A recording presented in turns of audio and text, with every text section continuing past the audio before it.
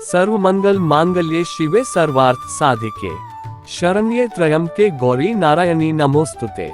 जय माता दी दुर्गे माँ, आप सभी पर अपना आशीर्वाद बनाए रखे, आपका दिन मंगलमय हो। आइए आज सुनते हैं श्री दुर्गा सप्तशती का 10वां और 11वां अध्याय। उससे पहले सुनते हैं माँ दुर्गा की स्तुति।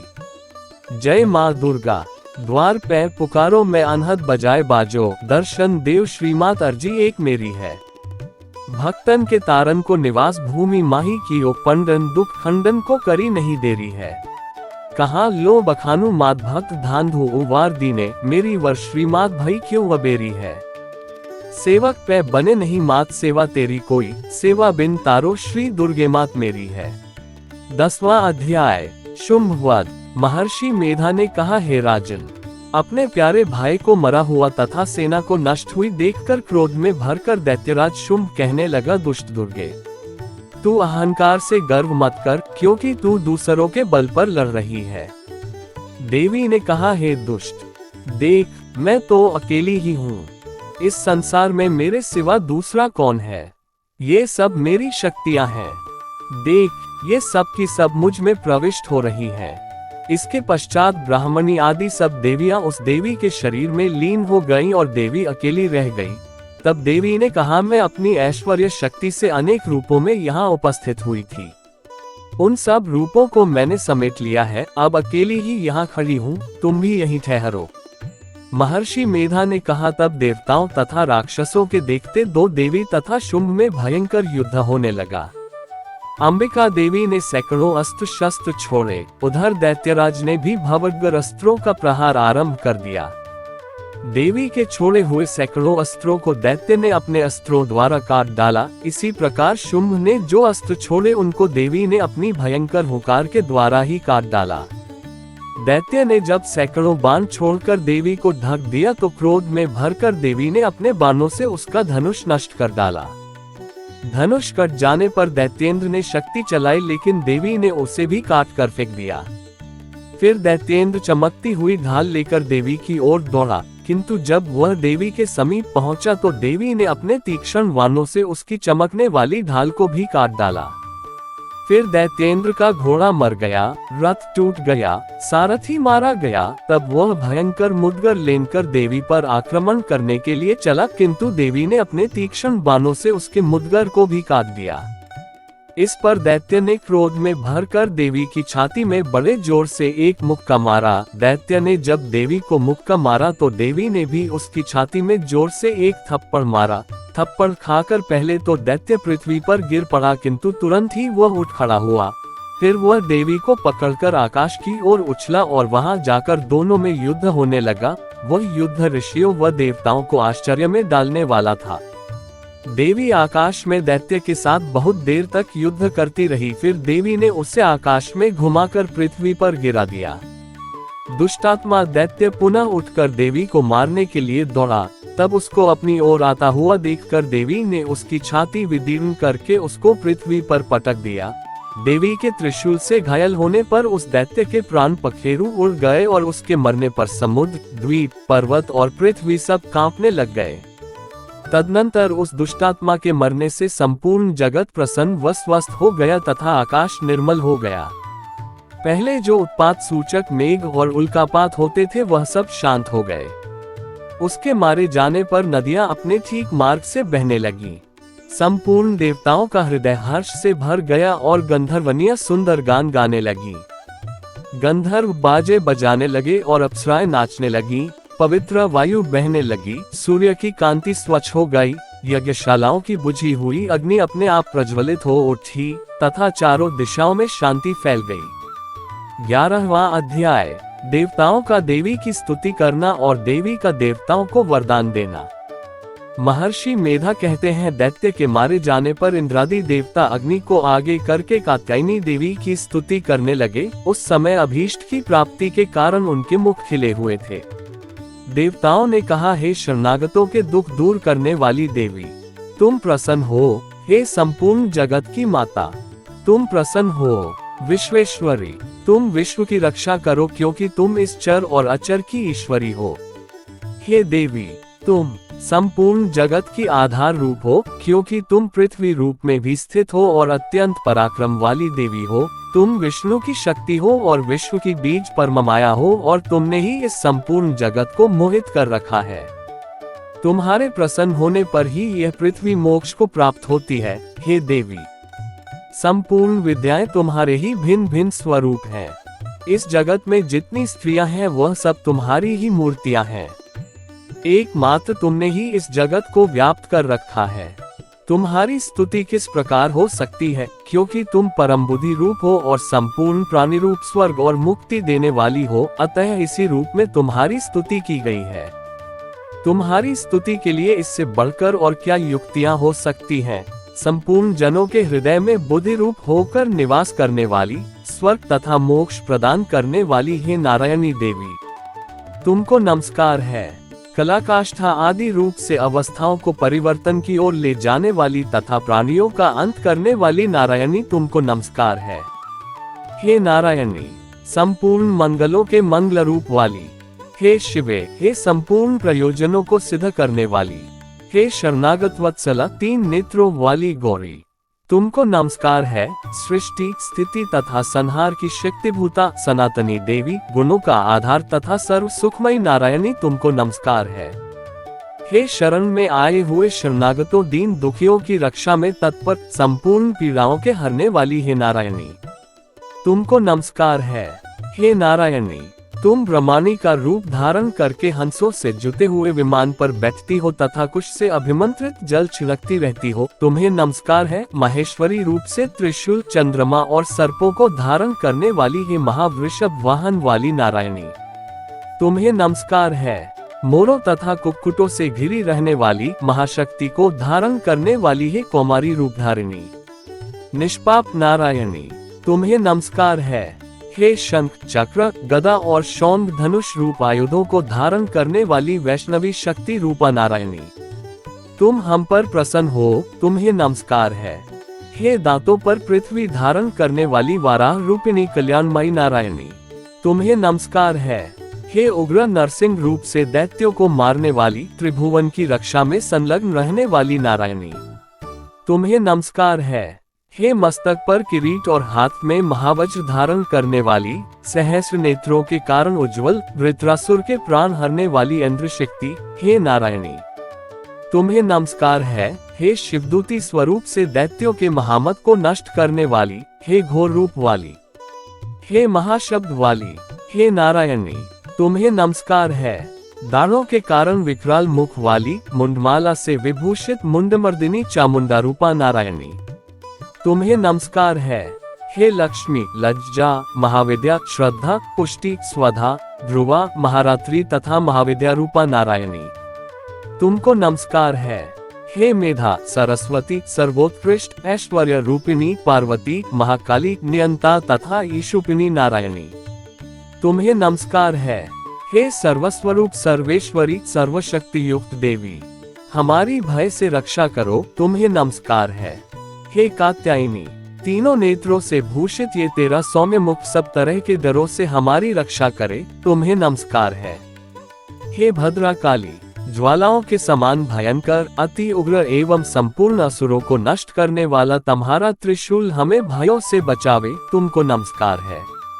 हे देवी, जो अपने शब्द से इस जगत को पूरित करके दैत्यों के तेज को नष्ट करता है, वह आपका घंटा इस प्रकार हमारी रक्षा करे जैसे कि माता अपने पुत्रों की रक्षा करती है।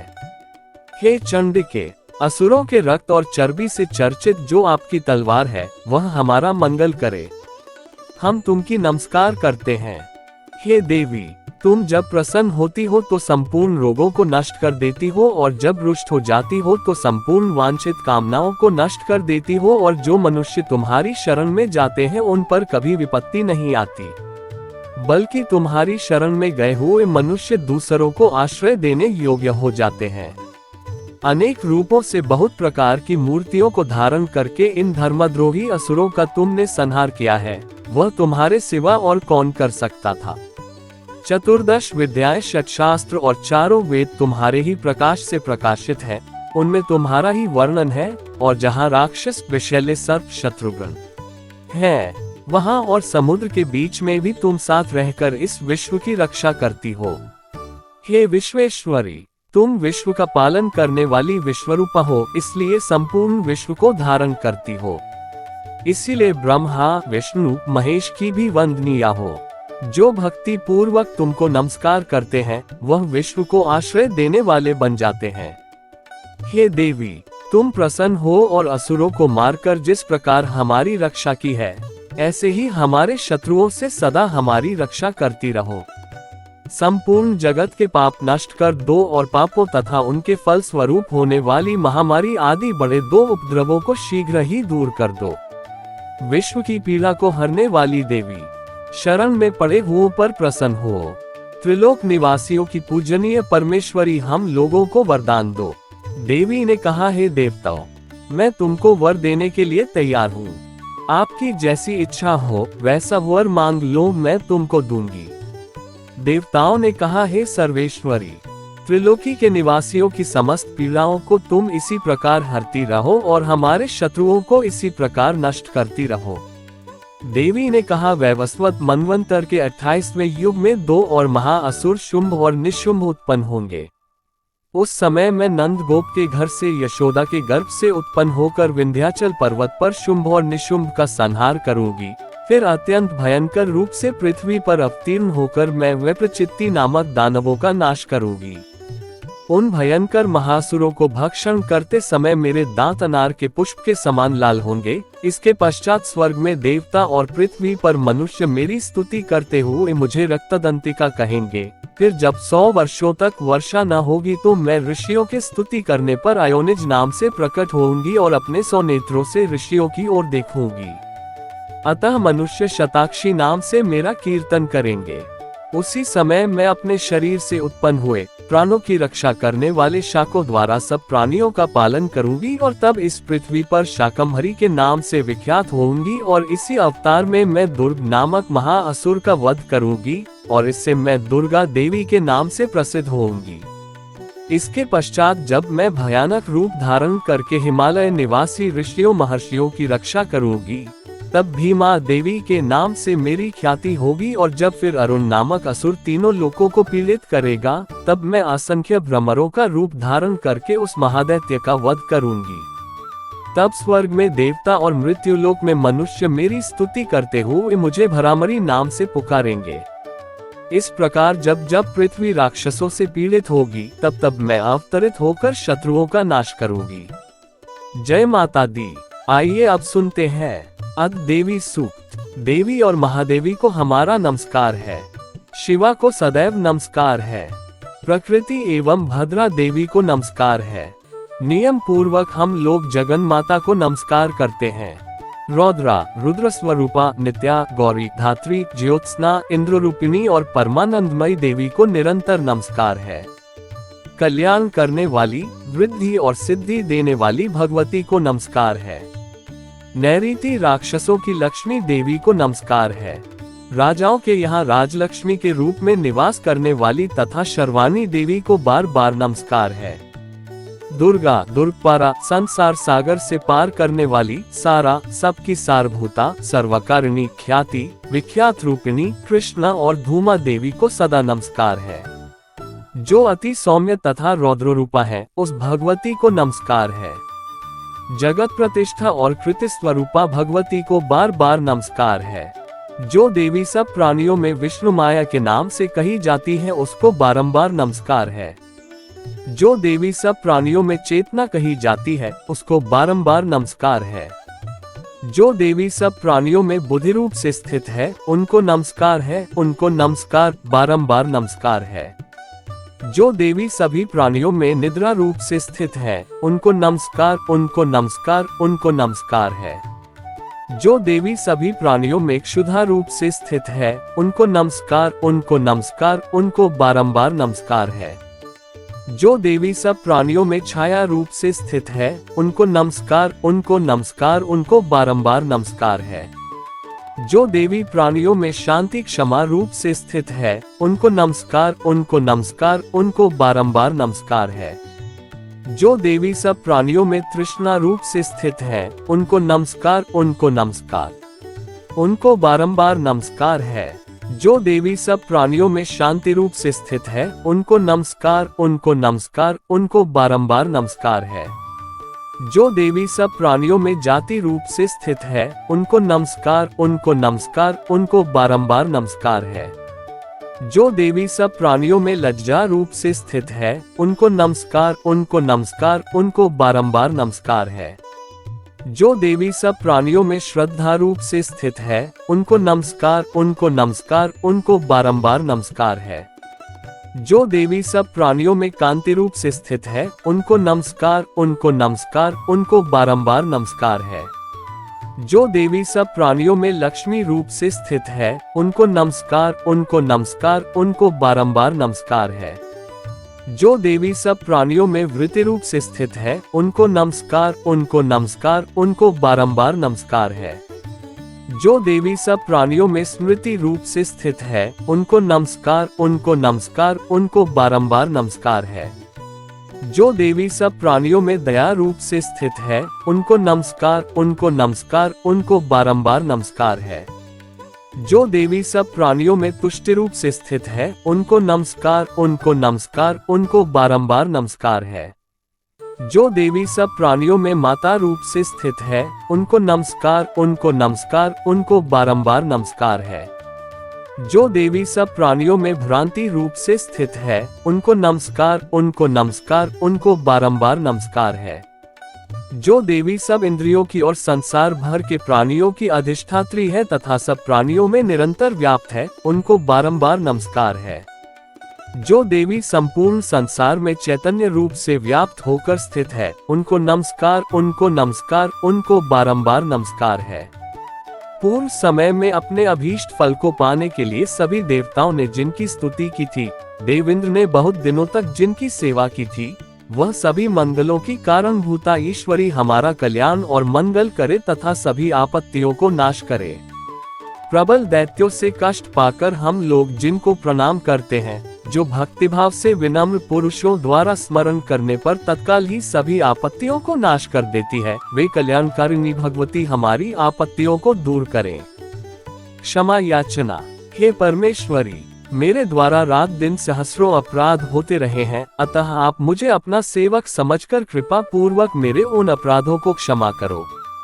न तो मैं आह्वान करना ही जानता हूँ, न विसर्जन करना ही जानता हूँ और न पूजा ही करना जानता हूँ।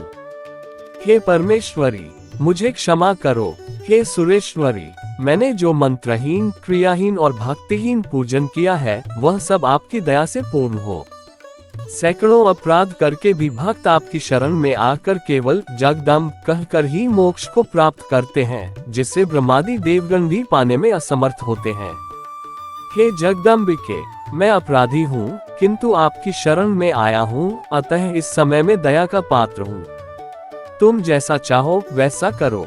अज्ञानवश या बुद्धिभ्रम होने के कारण भूल से जो कुछ भी मैंने कम या अधिक कर दिया हो, हे देवी, हे परमेश्वरी, सब अपराध क्षमा करो और प्रसन्न हो।